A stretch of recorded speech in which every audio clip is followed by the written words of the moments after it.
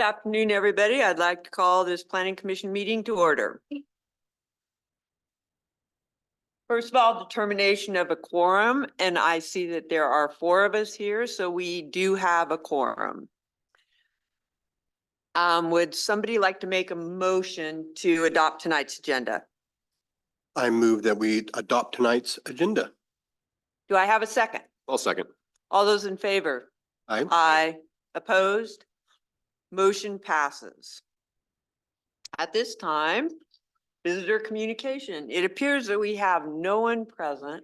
So I think we might have a couple people Oh. attending over Zoom. Would you take your presentation down and I'll see who's on?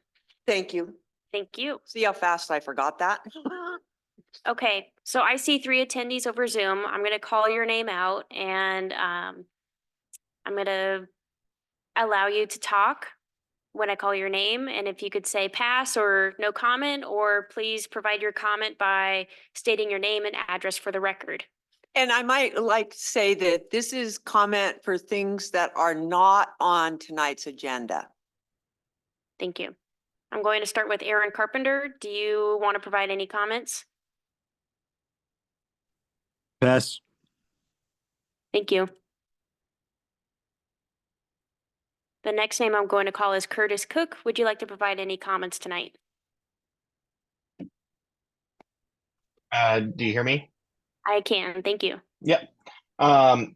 So we actually work with the STR industry, and some things I feel that are possibly missing from this agenda is maybe a little bit more insight on having more regulations or inspections done on properties.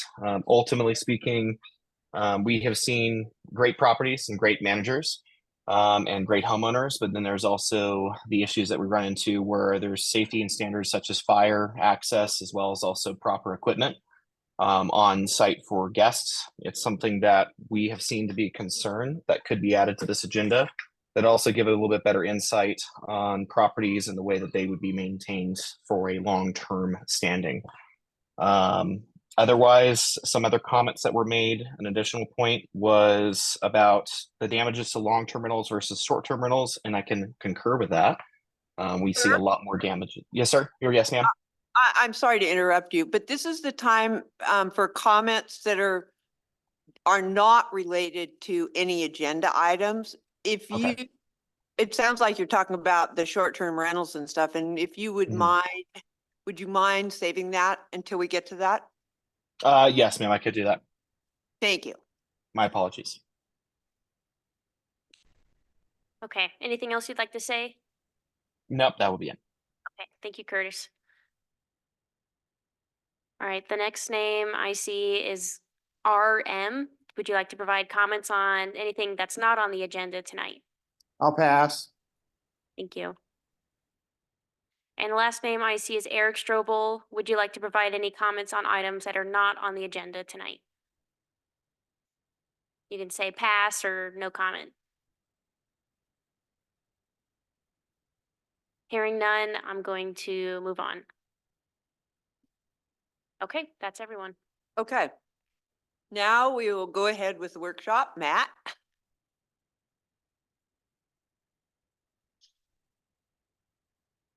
Thank you, Vice Chair, Acting Chair Converse. Matthew Martin, City of Sisters Community Development Department. Thank you for this time, and good evening, commissioners and those attending via Zoom this evening. What we have before you tonight is a continued conversations regarding short-term rental regulations and an analysis of those regulations and the administration of our current short-term rental program. Why we're coming to you is based on a city council goal to evaluate the short-term rental program, to identify what those impacts and mitigate those adverse impacts on the community. Specifically highlighted by the city council is a concern with the availability of housing for long-term occupancy and the nuisances potentially created by short-term rentals. So as part of this process, this is again a continuation of a series of workshops that we've had both with the Planning Commission as well as City Council. Last fall, we met with the Council and Commission as an introduction of the program to provide an overview of the regulatory framework, what our standards are for land use approval and then obtaining the operator's license, and then what those impacts are from a financial component, code enforcement, and other with respect to how many short-term rentals are operating and how that's going. And then to identify kind of a preliminary kind of punch list of areas to further evaluate or potential changes to the program to consider. And so after that, staff went and prepared the documents that we have and information that we have prepared for tonight's discussion and presented those to the city council last month or on the 24th, just about a week or so ago. For some background, in particular, Commissioner Retzman, because you weren't in attendance or a commissioner at the time in that October meeting, that would give you, again, some background to the overall aspects of the program and the background in the conversations that we're continuing here tonight.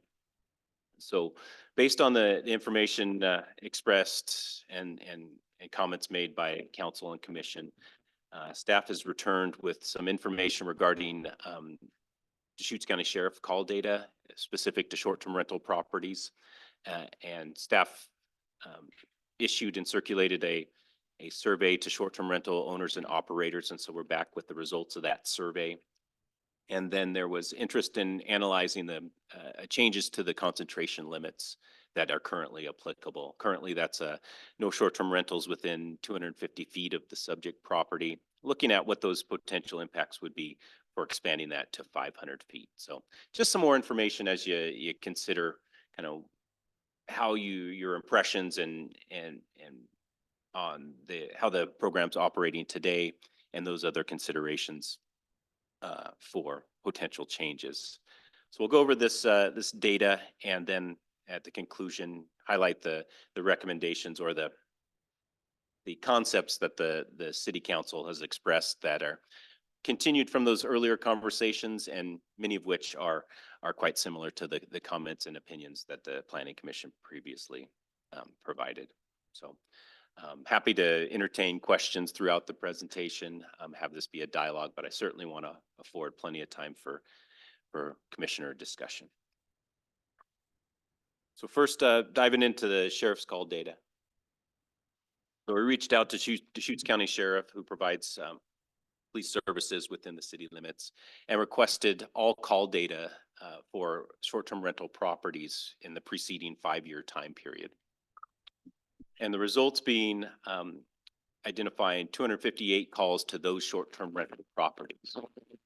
I want to note that expressed from the sheriff's office is that there was known 65 of those reported calls were related to a previous long-term occupant of one of these units that has since been converted or licensed to be a short-term rental. So those were not in any way potentially related to the short-term rental operation. So I also want to know kind of the limitations of the data that are available to us is that of the remaining 193 calls, it's the way the calls are recorded, it's not possible to distinguish if those were directly related to short-term rental occupants or that operation of the short-term rental.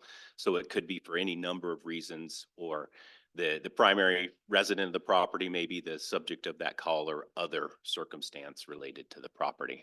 Matt, what are the boundaries?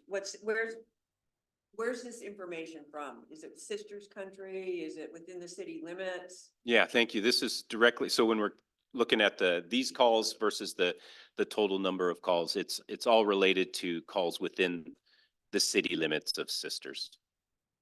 Okay.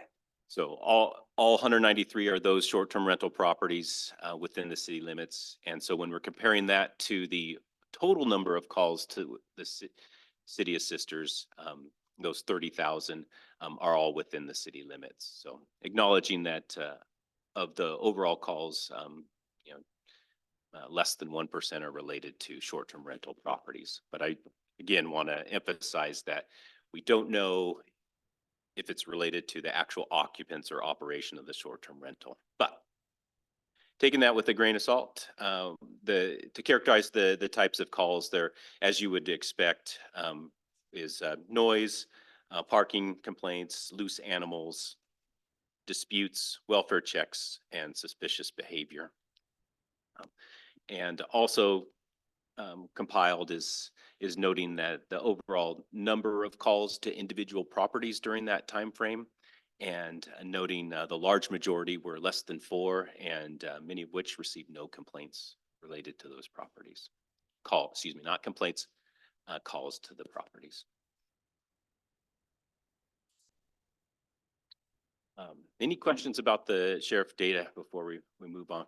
Questions, comments? Am I seeing that it's really a non-issue when it comes to sheriff's calls and short-term rental properties here in Sisters? Or I think that's a takeaway as one component of this. It's worth noting that city council members did note that this takes someone being compelled to call the sheriff, to rise to a level of wanting to reach out to law enforcement due to an issue. In many cases, they may reach out to city staff, of which we noted in the preceding 3 years, we received 10 code enforcement complaints. Again, kind of a relatively low number. And so we're limited by our tools and the threshold of how individuals would respond. But based on the data that's available, yeah, I think it's a relatively low number. thank you. Okay, moving to the owner operator survey. So staff prepared a survey through the Qualtrics online survey program, and distributed that with unique invitations to 122 either owner and or operators of short-term rentals within Sisters. So that not only includes the property owner, but some may use a property management service. And so we contacted them as well because they have valuable input to provide. Of those 122, we received 59 and almost 50% response rate for the survey. So I'm really pleased to see those results and the amount of activity and reviewing the summary report to see the time and the detail that they provided is invaluable to this process, and kind of provide some detailed, valuable insight. I'll acknowledge that in some of the responses, some had experiences with technical difficulties or the construct of the survey. I'll take responsibility for that. I went through plenty of run-throughs on the operation of it, but goes live and can't pull it back. So I apologize for those that may have had difficulties and persevering and providing the input anyway. So with all of that said, just some notable results that I identified is that 89% only operate one short-term rental in the city limits. Of those owners, 63% live within Central Oregon. And the large majority also beyond that live in Oregon. And 37% rent their primary residence. That means that that's their home. And so when they're renting it, it's either renting a room or a portion of the home, or they're renting it while they're away, either on weekends or vacations. Noting most renters are vacationers, but a good portion were identified as traveling workers that are here for business. And as expected, the highest occupancies are during the summer months, but occupancy year round was consistent. We wanted to understand what those challenges, in particular, thinking about if there are opportunities for these properties to be utilized for long-term occupancy. So we wanted to understand what challenges or potential incentives or opportunities there may be for long-term rental. So the challenges identified were, just as I was speaking to, it's their primary residence. So it's that's not available for renting it for others to utilize that property.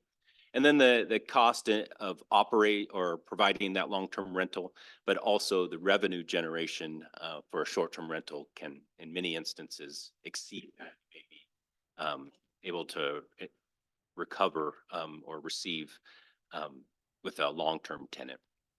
And then noting the challenges folks have experienced or perceived as issues with tenants and potential damage to properties, and just that relationship And then also noting the Oregon landlord tenant laws can be a bit of a challenge for that landlord, as it provides, well, without editorializing, but provides protections for tenants, and that it can be challenging to navigate.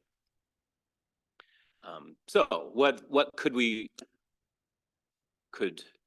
considered to offer to incentivize renting long-term? And a lot of it came down to money, providing those tax incentives or tax breaks for these properties, or cash payments to help subsidize any operation or revenue shortfalls that related to long-term rental. But one noted was perhaps waiving or providing additional grace to the required rental of the property on an annual basis. So you're required now to rent the property at least one day within a year. There were some that would consider it if you could extend that, perhaps allowing you to rent it long term, but not lose your license, having not rented it within a 1, 2, 3 year time period. So a bit of a grace period to afford it or provide it as that alternative rental opportunity. Questions or comments now regarding the survey, or?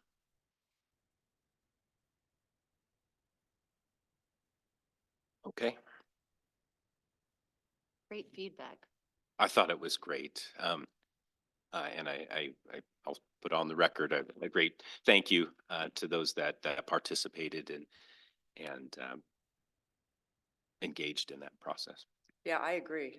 It's amazing to get that high a percentage of responses and the details of the comments. Yeah, I think your normal response for surveys is like 7%.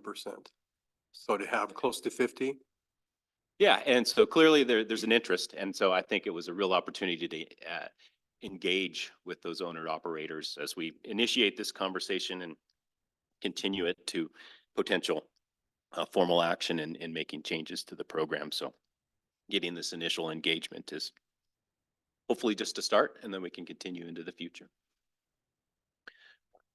Okay. Moving to the analysis of increasing the concentration buffer. Again, noting that currently in our code is a limit for new short-term rentals. You cannot have another active short-term rental within 250 feet of your property. There was a consideration of expanding that to further restrict the concentration within those buffers. And the analysis that we coordinated with our GIS staff is evaluating what those impacts would be to increasing that to 500 feet. So I do want to note currently that 250-foot buffer does apply to the residential districts, multifamily residential district, North Sisters Business Park, and Sun Ranch residential district. The concentration buffer does not apply. So those the commercial districts of downtown and highway commercial are exempt from the applicability of that buffer. So you can have ones right next door, for example. And they're not applicable currently to condominiums in any zone.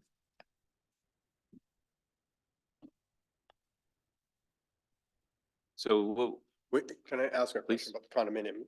Just clarification, when you say they're not applicable to condominiums, is that multiple units within a condominium, or, within that 250 feet? So they're exempt from that is? correct. Yeah. So all the units within a condominium development could be short-term rentals Thank you. at this point.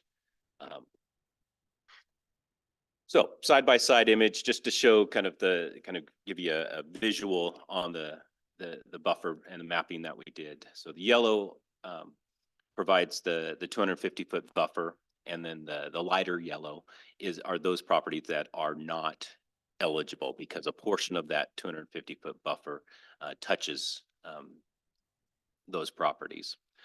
So that's on the left. On the right is the purple color scheme with the 500-foot buffer, and the lavender is identifying those properties that would not be eligible with portions of property beyond the buffer itself. So this is just to give you an idea of what that impact would be on a kind of a visual scale. So we've merged them here. And so this is Western Sisters out north of the high school. And you can see that, you know, expanding the buffer does have a relatively large impact on the number of properties that may be eligible in this area. Noting that we did not remove those zones that short-term rentals are currently not allowed, such as the public facility district to the south. The commercial district is shown with the buffer for consideration. And then, of course, the buffer does extend outside the city limits where we don't have jurisdiction. As we'll get to the number of properties that are currently or would be eligible with the change in the buffer. But I want to note, just as we're sitting on this map, that, for example, if a short-term rental were to be located kind of just showing my cursor just north of the track, if a short-term rental would be established there, that would eliminate a good number of properties with just one additional short-term rental in that area of town. So it's not, when we see a list of 300 eligible properties, that quickly diminishes based on the location of the property, any new short-term rental. So keeping that in mind as we think about these numbers. Also, this does not contemplate those properties or those developments that have homeowners associations and codes, covenants, and restrictions, or CC&Rs. So we do know that there are some neighborhoods that prohibit short-term rentals, but the city does not have jurisdiction or responsibility to enforce those CC&Rs. But that is a factor when we're looking at the cumulative number. But as noted by the council, those CC&Rs can change, and thereby allowing them later. So we do need to at least consider the impacts within those areas. Then moving to the northern portion of town, just again, noting that we have a couple short-term rentals there, just west of the airport. And, you know, here's one example that while there may be additional properties eligible with 250-foot buffer, increasing to 5, this entire development would not be eligible with that increase. And then trying to capture the larger areas of town. So noting, you know, you see a lot of color in particular in the residential district to the south, and then the northeast that is largely not eligible today, but certainly would be considerably restricted if applied with a larger buffer.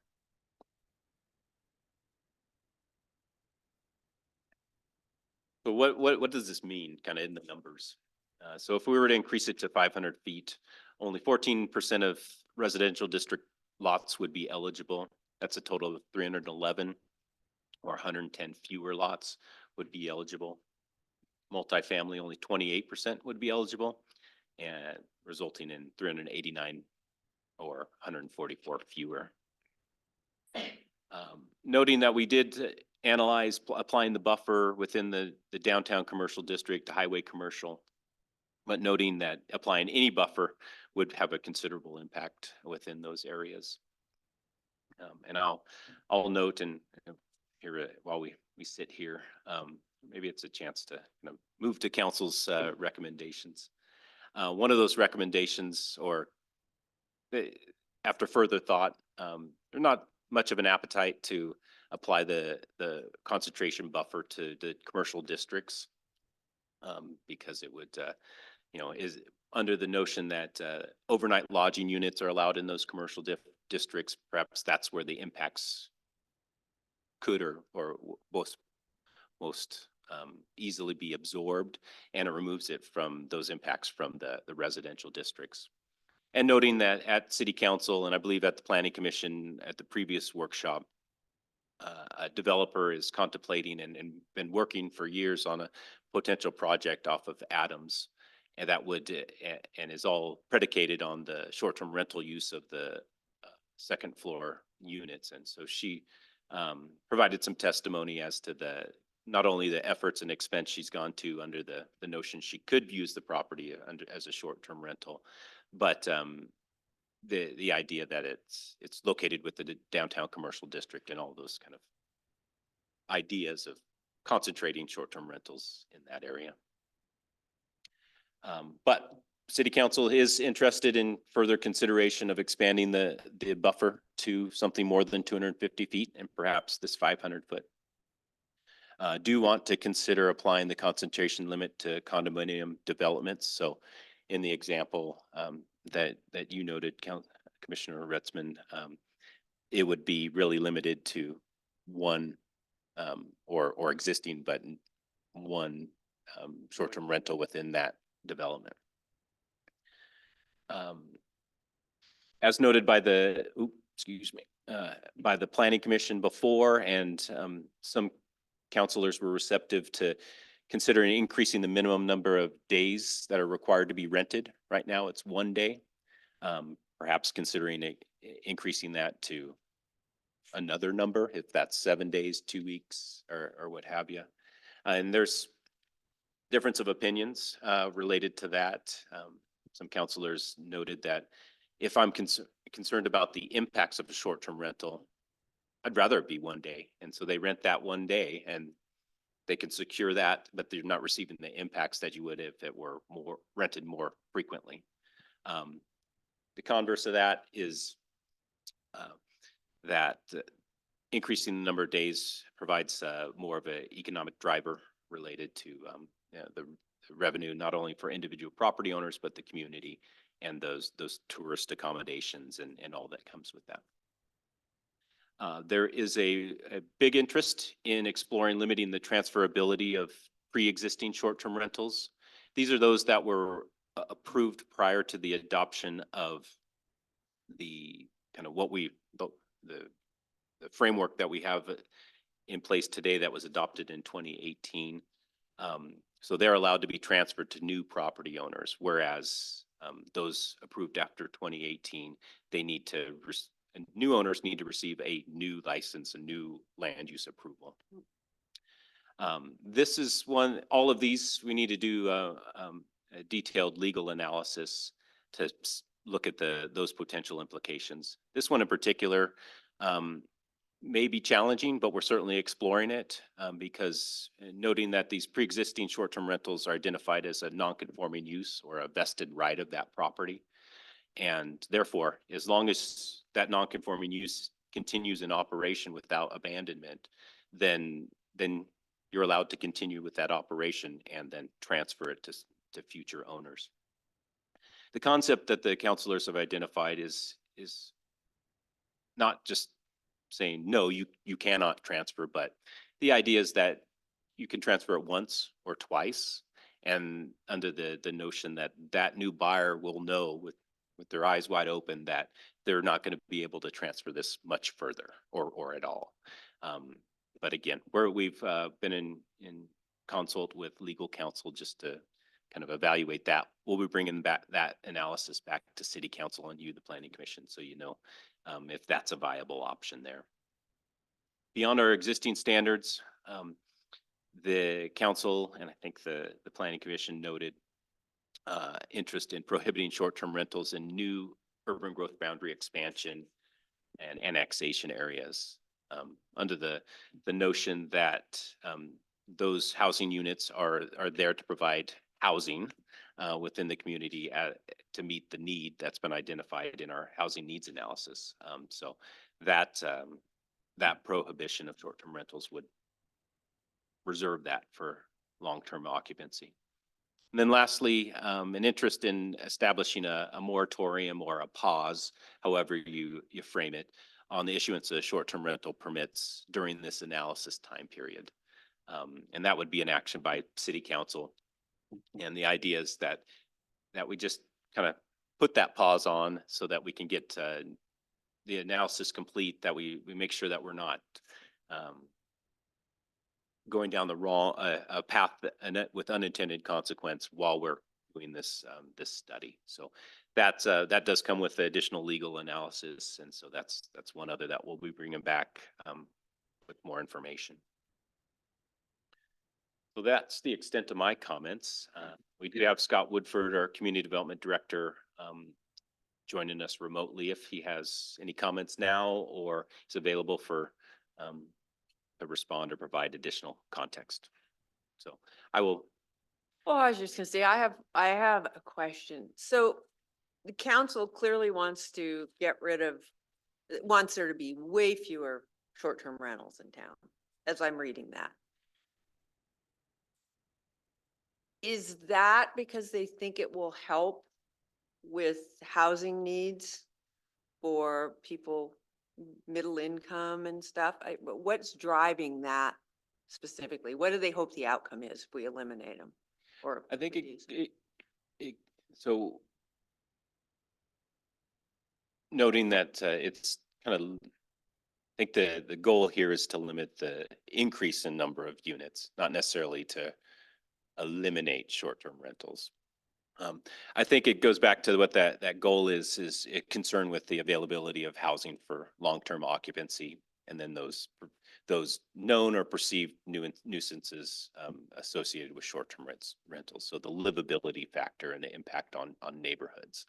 So really concerned about those impacts of the long-term residents, that are associated with short-term rentals, but looking for opportunities for additional housing. So I think that's where, knowing that the primary residence response of nearly 40% is that, so you're not going to, that impact isn't there. But one of the counselors noted that, or they're, I guess anecdotally, not to quote her, but there was a property that was sold recently and then converted to short-term rental, and kind of a concern with that being lost from it was available, but lost, and through the kind of the bidding war was lost out to folks that ultimately got it approved for short-term rental. And it wasn't affordable housing. It wasn't necessarily middle housing. It was a higher end property. And so the concept is, well, that's not going to solve your affordable housing concern, but she noted, but that could be available for some of your doctors, your other business leaders, or others that you may want to have in the community that still can't find housing because of those limited opportunities, or that are lost to short-term rentals. So. Has there been any analysis done to show that if we reduce the number of short-term rentals, that those would transfer to be long-term rentals, or are people just gonna say, forget it? I mean, has there been any analysis done to see if that really is gonna be part of the answer to the housing issue? Got a lot of metadata here. If we want Yeah. Yeah, there's a lot. That's the extent of, and I think the most valuable data that we do have available, free market and providing that. It's whether it's, if we limit the opportunities for short-term rentals, well, then they would need to be some type of residential use. And it's either as their primary residence, a long-term rental, or their vacation or second homes. I know that we do have a large number, and I don't have the stat, but a large number of second homes in the community now. I think it's 19%. Of our housing stock is those second homes.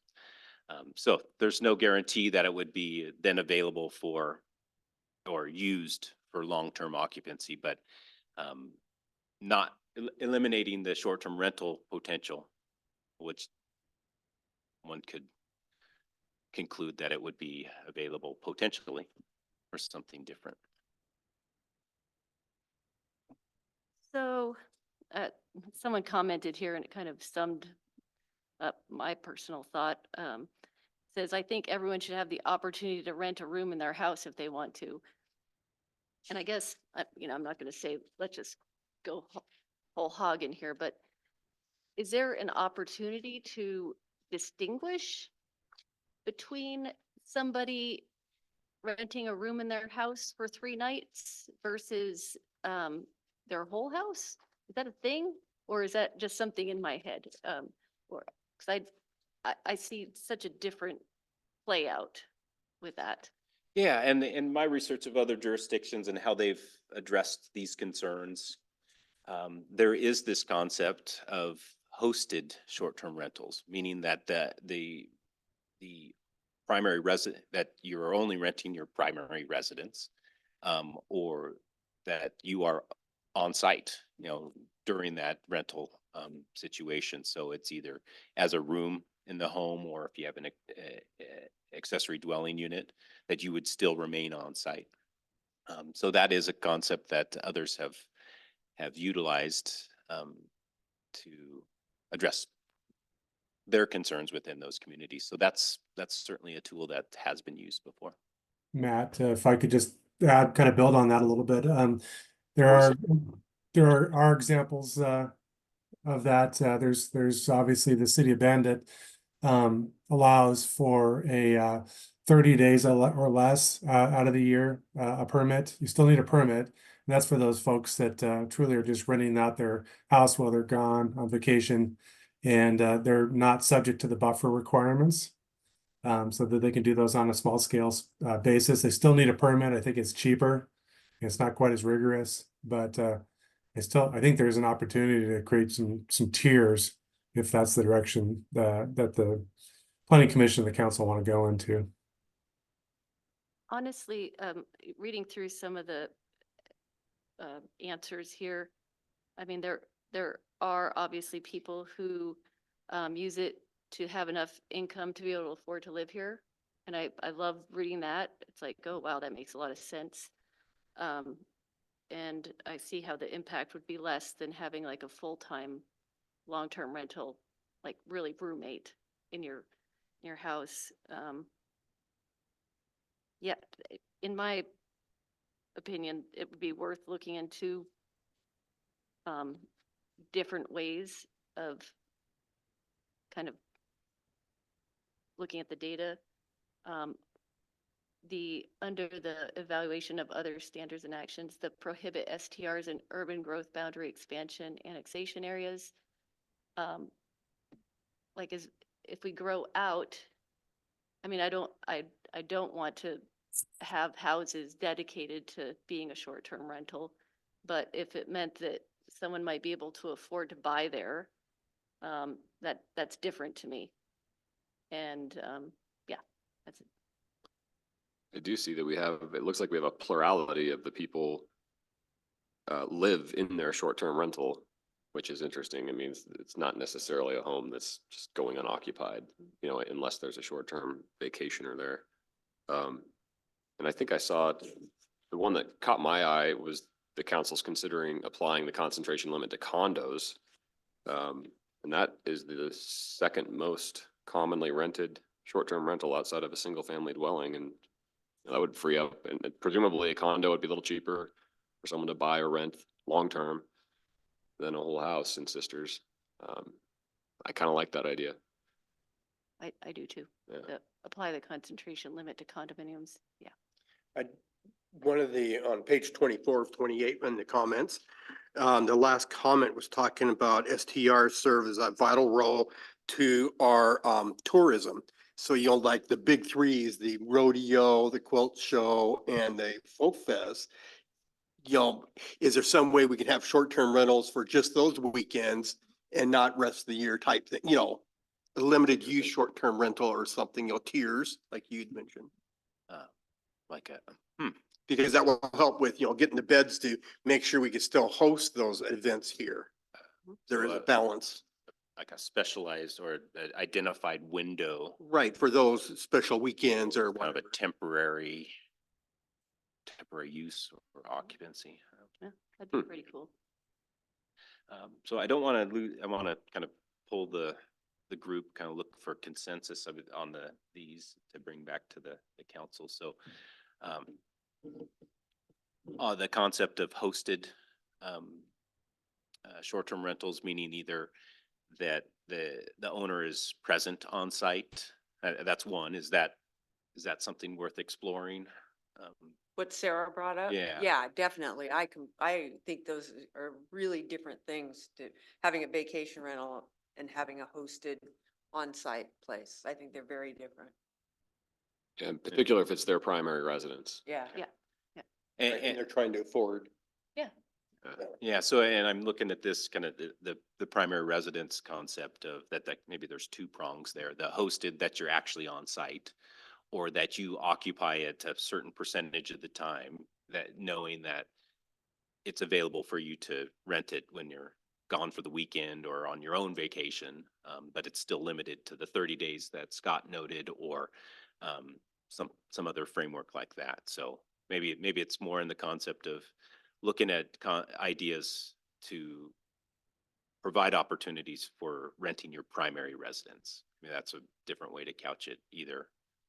So we can then we can drill down on what those best options, either present on site or rent it while you're gone.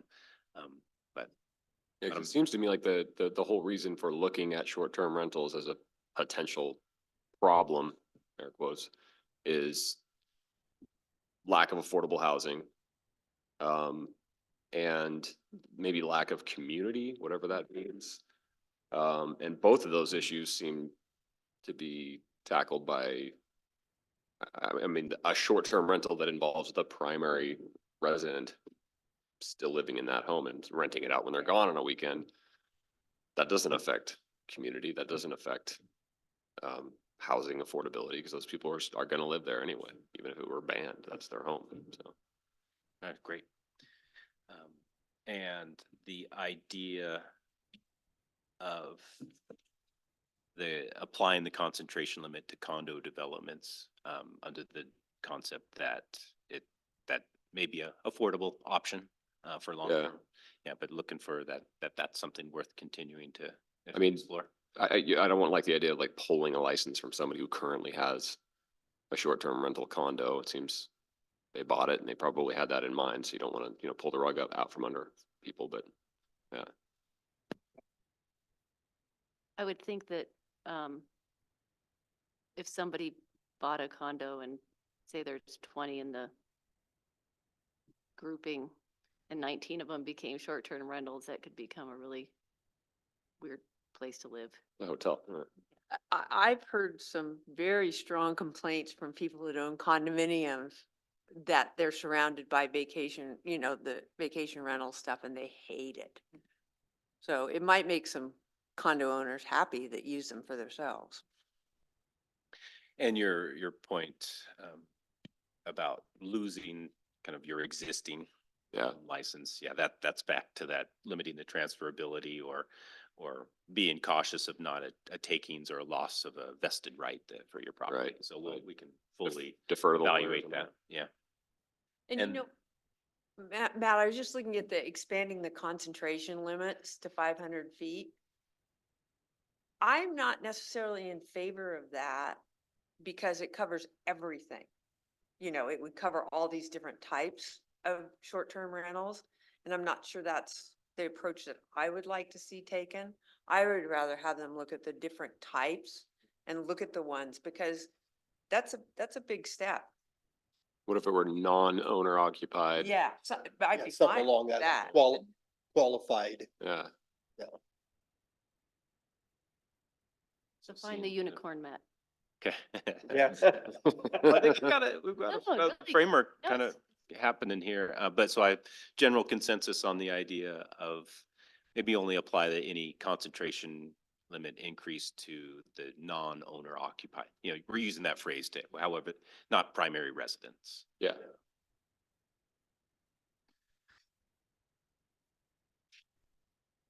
Would that still exclude probably the downtown commercial district?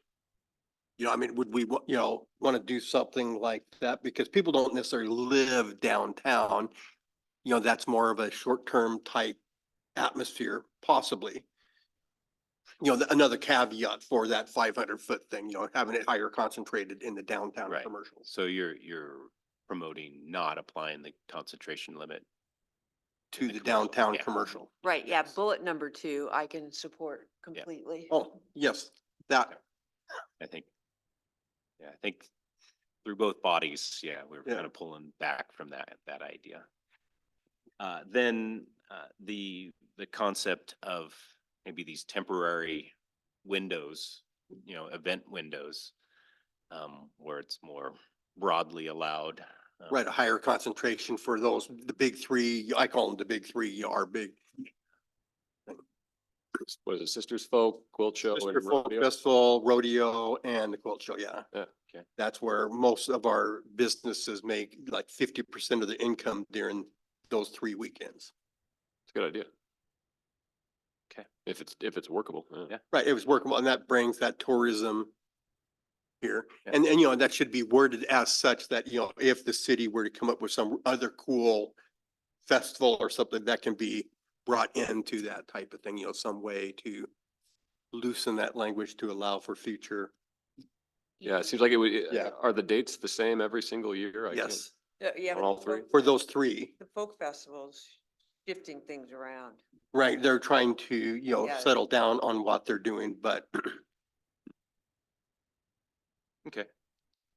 We can massage that and see, that's our job is to take these kind of general ideas and see if they're workable, if they're legal, and what those kind of pros and cons are. And then we can bring back some kind of ideas to further consider.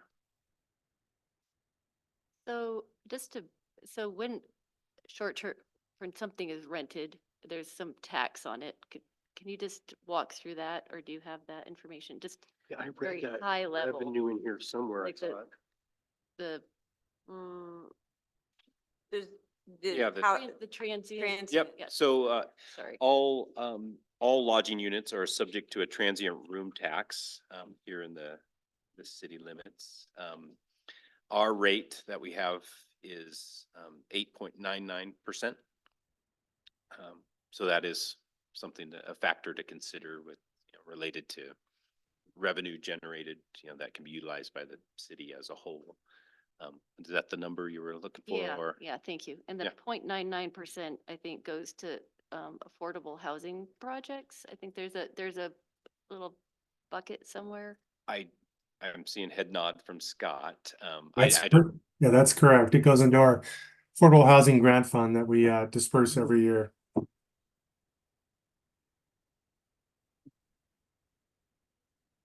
There's just, there's things that are going on behind that. If we ripped all this out, there may be like some small repercussions. absolutely. revenue loss. Yeah. Yeah, that's the levers. Yeah. Yeah. Wasn't it in the packet someplace where there was like a whole bunch of money that was brought in? I can't find it now in the packet here, but I thought it did detail the Yeah. amount of income that comes in the transient room tax. Yep. Yeah. So for 22, 23, approximately $260,000 in transient room tax were collected just for short-term rentals. It's a chunk of change.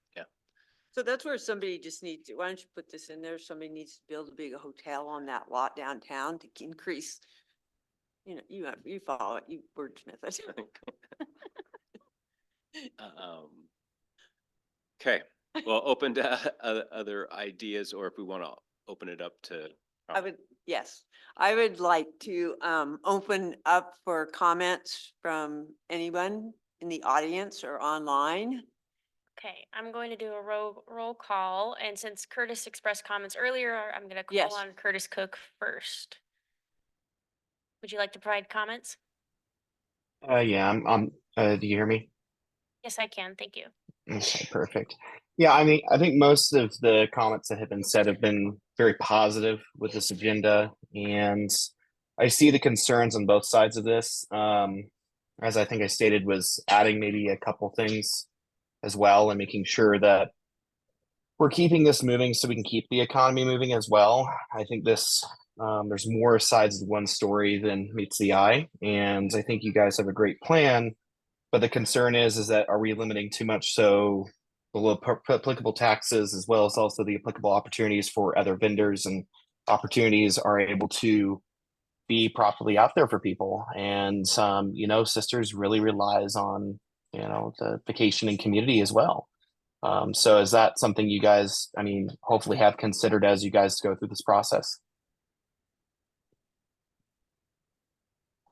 That'd be final as well. Thank you. Thank you. Mhm.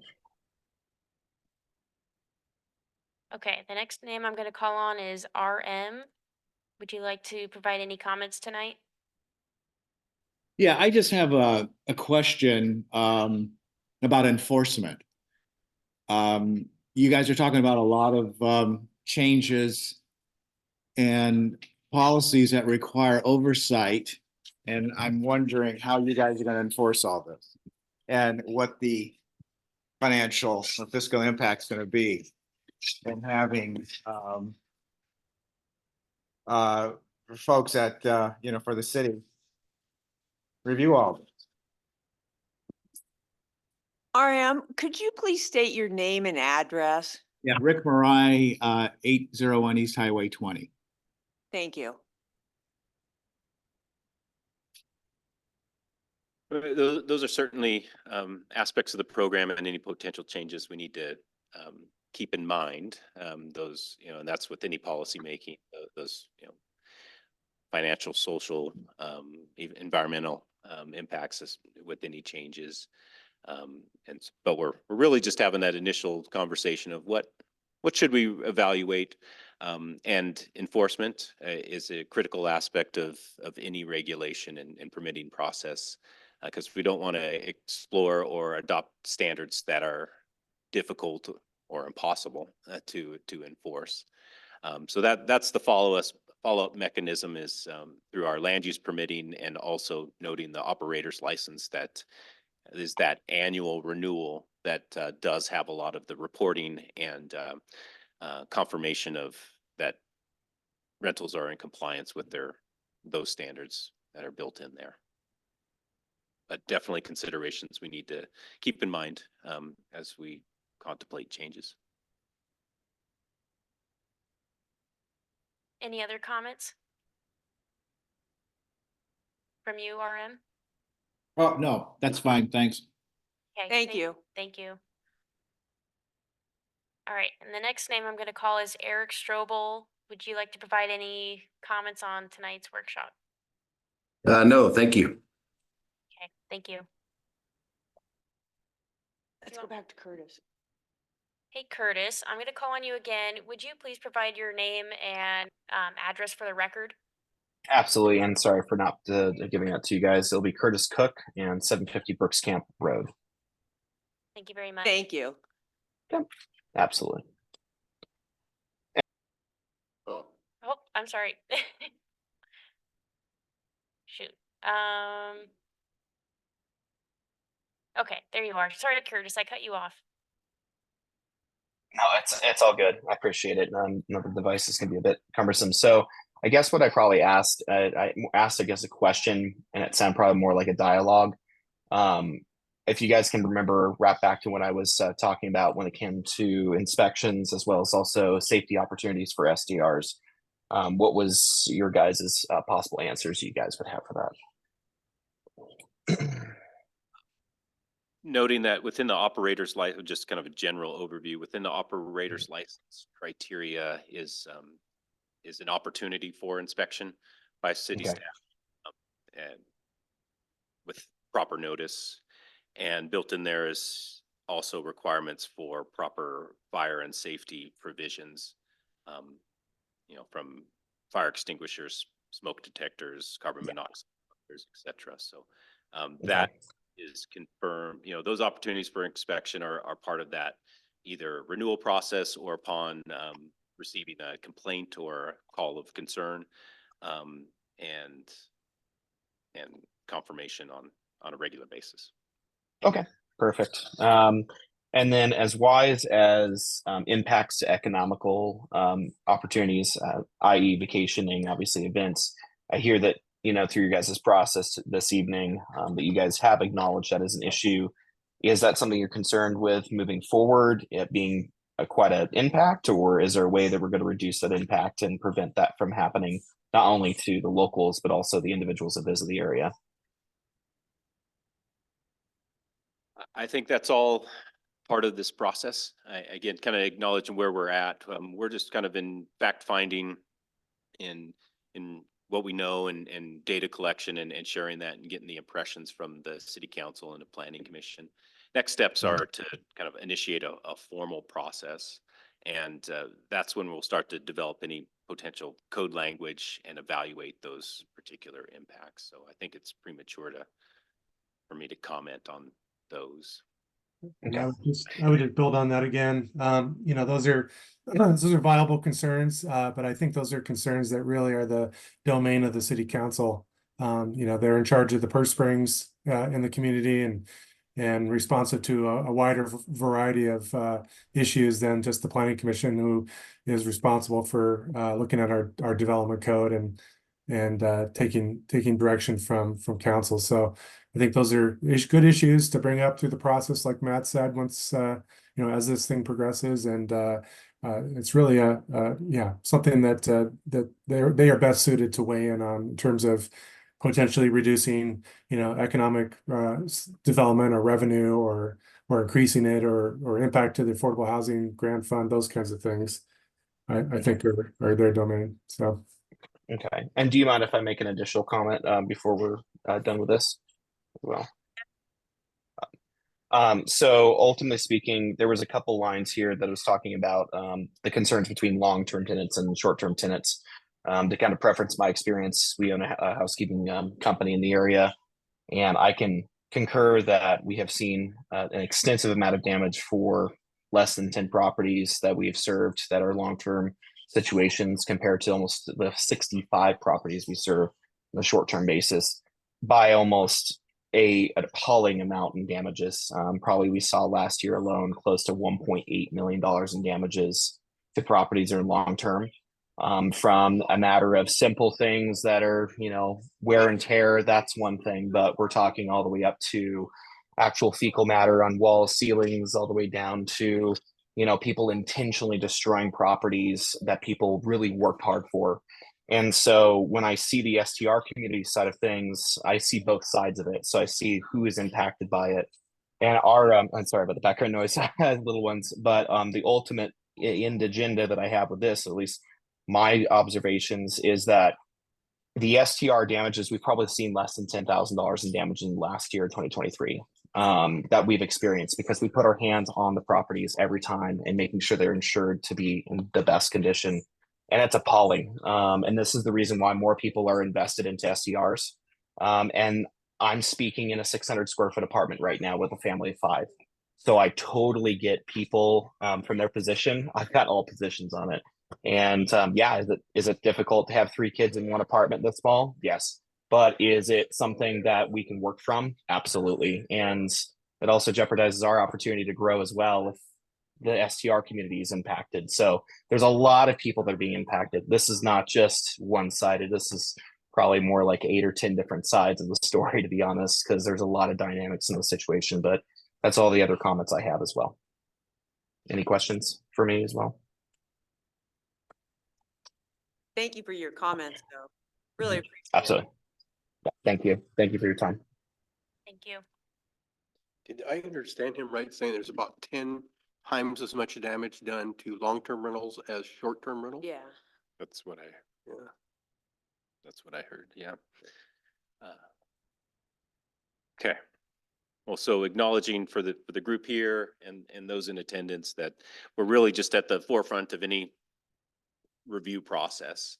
My next steps, if I feel like we're at that point, is I'm scheduled to go back to City Council for another workshop to provide the results of this conversation tonight, as well as take a deeper dive into that legal implications or considerations relative to the transferability restrictions and any kind of pause or moratorium, and just kind of get those final thoughts before we move forward with any potential actual changes to the code. So I would expect my return trip to you guys will be more of a kind of code writing workshops and to draft some language, followed by formal public hearings.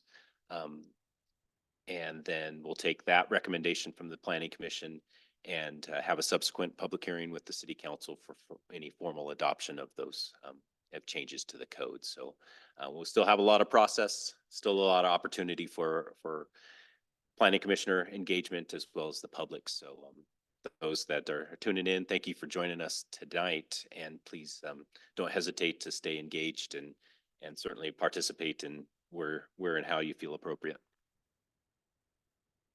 Thanks, Matt. Anything else on the short-term rentals before we move on to? I would like to ask staff one question.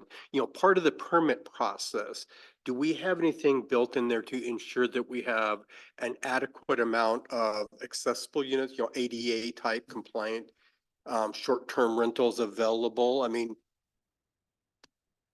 I can't speak to that with absolute certainty, but you know, not being a building code official, but my understanding is that these remain single-family dwellings, just with this rental component. So, and knowing that single-family dwellings are not required compliance with ADA standards, I don't know that that's a implication with this. With that said, if it's in a multifamily residential development, an apartment building, there may be that component required as part of that development.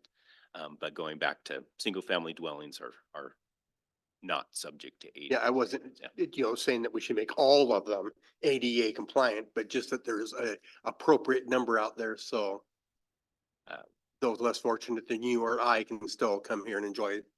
We'll keep that in mind and certainly want them to be, you know, subject to the applicable requirements. Again, kind of going back to that, these remain homes. So for example, we don't require a certain number of single-family dwellings to be ADA accessible. Kind of falls under that same category. Thank you. Okay, do you have any comments or anything you want to share with the commission? I don't have any more to say tonight. You don't have anything I feel more like to I've said say? enough, You've said enough? for No tonight. more Yeah. commissioner comments? No more. Do you guys have any? You did a great job. Thank You always do. Thanks. It makes See me if Scott- proud to be part of the, you know, since I'm Okay. still new, I can still be proud to be here. Oh, well, Thank Scott, you know. I'll say something if you really want to hear something. Yes, go for it. Just real briefly, just for planning for future meetings, we are planning to have a meeting on the 15th. It will be another work session.